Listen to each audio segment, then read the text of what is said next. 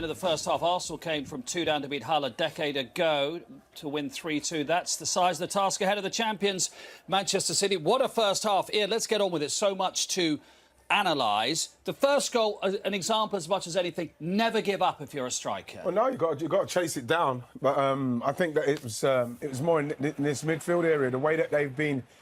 Once they've gotten the ball, they've not panicked on it, but that is something that they've obviously practiced because Dalot's not even looked properly. This is obviously bad communication between them two, but Garnacho not stopping at all, going all the way, putting him under pressure. You look at this run, it's a very good run the way he's got himself back on side.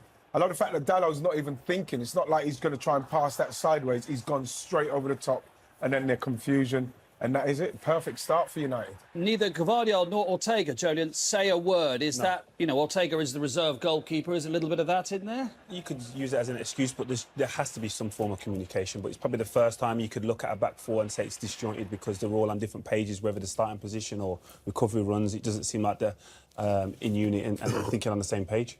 First time that a teenager has scored in the cup final since Ronaldo for Roy's team in 2004, 20 years ago. And then a second teenager scored. So the first time two teenagers have scored. What a goal this is as well. Absolutely brilliant. United's decision-making in terms of possession, excellent. No one to go long, no one to go short. That was a key for me before the game, what they do in possession. Sitting in as well and good. And United, nice and compact, nice and relaxed. And we got Rashford talking about the two wide players where you got that space. Beautiful quality ball. You look at Bruno just walking in there, and this play for Bruno, the finish. We talk about Mainoo's defensive work being vital, but it's his getting forward. You know the good thing with this, Roy, is that Bruno. Watch how many times he checks Mainoo. There's one there, so he knows where he is. He's aware of him. This is what you got to do as a midfield player. You got to be aware of your surroundings. Again, he checks him there. So by the time he goes in here, he's not looked again. I think he looks. Yeah, he looks one more time. But it's the execution, Roy. Yeah, that's where his brilliance is. A lot of players do that. A lot of players do what they do. They drift in there and they try and pick a team out being smart, but they can't do it. They pass it behind somebody he gives them the perfect pass. So it's obviously going to be a one-touch finish. Simple, brilliant, effective, lovely. Oh, a lovely finish. Brilliant. Also, he shaped as if to shoot, didn't he? Just momentarily. Yeah, of course. Didn't he, Bruno? Yes. So and we've seen, Bruno does that quite a bit. He's an intelligent footballer and he gets into them positions. We said how important he is to Man United. But it's the execution, just that perfect way to pass where he knows his teammates got a one-touch finish and a beautiful goal. If City do lose, we're all going to go on about the fact they only warmed up for 15 minutes and they came out late. What's going on? Listen, this isn't a performance I'm used to seeing. I think anyone's used to seeing in regards to City, but you've got to give credit to Man United. They've obviously got a game plan. Even before the goals, you could see what they were trying to do with the width of Rashford and Garnacho, and it's paid off. They can't relax, though, United. They cannot relax. They can't get cocky and get carried away and think they want loads of possession. Do what they've been doing. Yeah. They've conceded late goals we saw against Coventry. 3 up against Coventry but more importantly, against Man City, the last time they played in the league game, conceded 2 late goals because City will keep coming at them and try and wear them down. United, be compact. It's the shape. Their shape's very good. Because we saw in one instance, we saw them go and really press City and nearly get something. But in the main, they've dropped off and stayed in their shape and got the 2 wide guys. So if they do win the ball, you see whether it's from Dalot or Rashford, they can switch it quick and they're straight in. It's really good play from United. Because Gvardiol's defending very narrowly, isn't he, for a left-back? I mean, he is more naturally a centre-back, isn't he? Yeah, definitely. I think for both goals, I think he's got his position in opposite movement wrong. I think for the first goal he needs to be more narrow because Garnacho's inside and there's no one wide, and then on the second goal he's very narrow and Garnacho's wide, so I think he needs to obviously use the platform in terms of what the manager wants, but recognise the individual where his starting position is. Manchester City and their fans are not used to the situation. Garnacho and the 2 goals, really, obviously a mistake for the first goal, but really good run from Garnacho, and the second goal is an unbelievable goal. The pass from Bruno is incredible. Yeah, Manchester City didn't really know what sent them in that first half, Mike. No, I thought Man United were excellent. I think City's high line, we've been talking about that for a long time now. They got punished with it. I think the runs from Rashford and Garnacho have been brilliant. I don't like the fact that Gvardiol and Walker are providing the width. It needs maybe a Doku and a Grealish in a one-on-one situations. I think we'll see one of them. I think we'll have to. In the middle of the park, it's so congested. Foden's trying to get in the number 10 role, but ending up on a left-hand side, and he's been isolated at times. So I think in terms of a plan for Man United, it's been spot on. They've been excellent. They really have. Because so many times this season, you've been critical, many pundits have been critical about the fact of a lack of plan, particularly in midfield areas. But we've seen it today, almost man-to-man at times with, Mainoo and Amrabat. Amrabat's well, the changing side. Amrabat's going into Kevin De Bruyne. Mainoo's going into Foden, not giving him no space. McTominay's coming back into that middle area, just protecting as well with Fernandes. But it's been great to see. Where's this been? But we talked about centre backs before. It's been a massive difference with Martinez and Varane, giving you that structure and them in front of them. It looked like a solid team. Where has this been? Well, Martinez has not been fit to play, so and Varane's been injured and had his problems as well. They've not had that stability, and it's definitely had it today. Yeah, I think so the two of them have been outstanding, and I think obviously you heard Ten Hag talking about injuries, and that's what he means. The vital players. Martinez is a vital player for the club. He's a lead. When you talk about leaders, he is. You can see that he leads on the pitch. But I think not just them two, the whole team has been outstanding. The way they defend, the work they've put in, and the hard work starts now because you know City are going to come back at them, and they're going to have to dig in, work hard, make sure that they can see this game out. Could be a hell of a second half. We spoke about how direct Manchester United, and we backed it up with statistics prior to the game, didn't we? And it was obvious from the start. Yeah, but it was a bit of a shambles from Man City defensively as well. But yeah, of course, Man United go direct. We knew that on transition that's what they was going to try and do. You see Rashford here with Walker. And yes, the pace and the battle was brilliant to see. And it was just giving that, well, we know what we're good at and we're going to try and do it. Long ball. If Walker's position is not spot on at times, they would have got exposed. But Rashford showed early doors, I'm going to work hard for the team, I'm going to run in behind, and the quality in midfield, we can find you. And this is exactly what they tried to do earlier on in the game, Wayne. Yeah, and I have to say, the runs in behind, fantastic. The balls in behind the play have given them opportunity. But Kobbie Mainoo, for such a young lad, the composure, take his goal out of it, the composure he showed on the ball in such a big game, such a young lad, is incredible. And his performance first half has been the stand-up performance for me. Totally agree. We'll come more to Kobbie Mainoo very shortly, but the Garnacho goal was another example of that kind of directness. That's exactly it, and this is what I was talking about. And you try to keep a high line, but in this position here, you can see Guardiola has got the situation under control.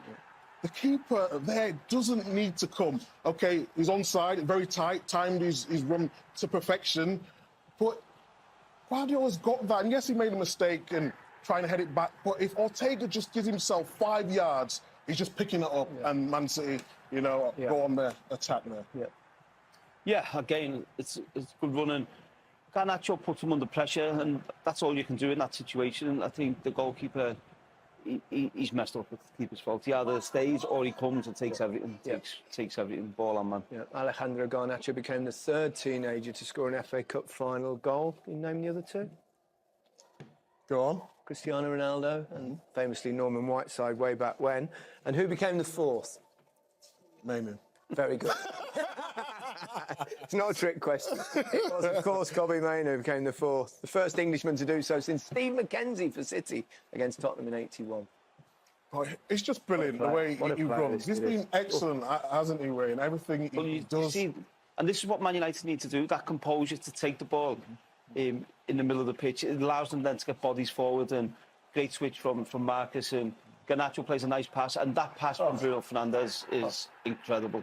There's not many players in world football who can achieve that pass. Yeah, I think if you notice that you at some point you see Fernandes just spot Mainoo before, that scanning. There he is. That's one. I think there's another one at some point. There's another.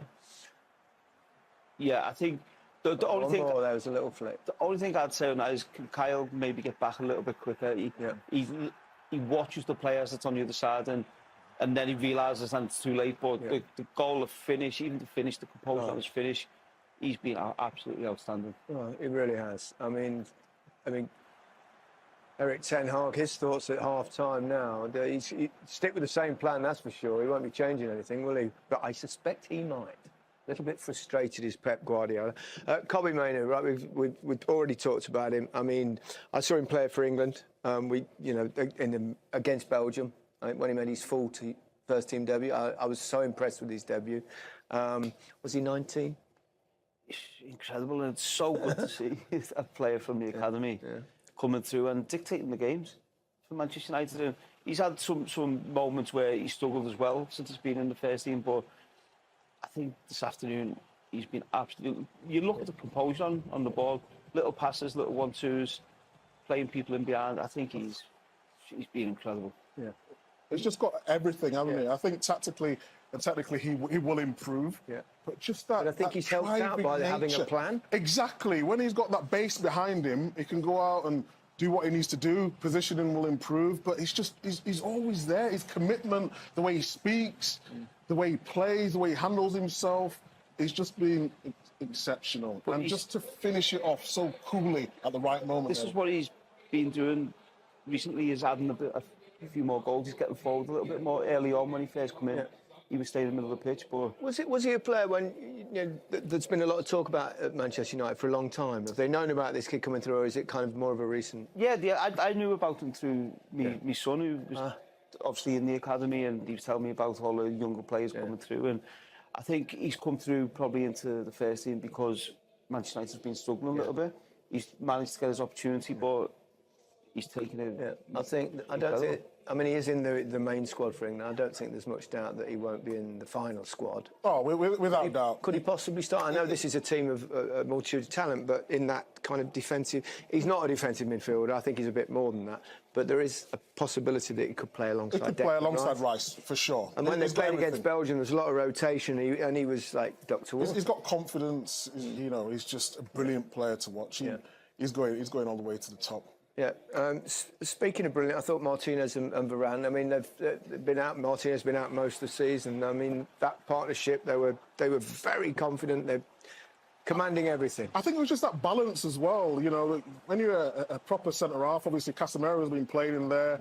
I think he's been exposed at times. The managers threw him in there when he's not really a defender. But this is what you're talking about: organisation, knowing where to be. We talk about positioning for defenders so much because even a yard can make a difference. And when you've played at the high level, you know what to do. Of course. As a Man United man, would you be slightly concerned the fact they've played so little football of late that they could catch up with him in the second half? Yeah, and I think with Martinez, you see every time the camera's gone on and he's talking, he's organised, and he's pulling players into positions, and so he's a great organiser, and that's really helped. But as you said, as the longer the half goes on, I'm expecting City. Maybe Alves. They've got to keep it going though now, haven't they? But then 2-0 lead.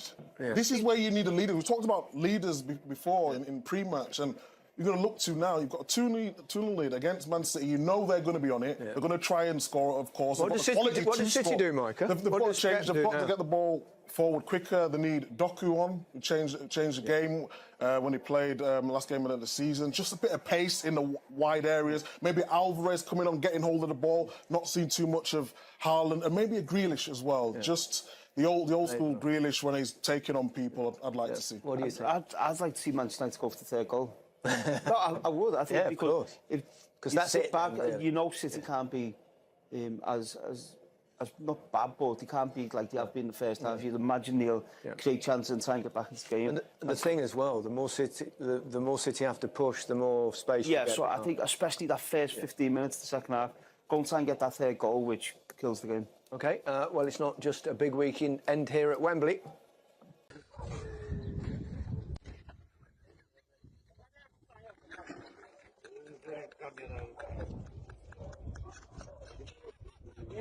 Go,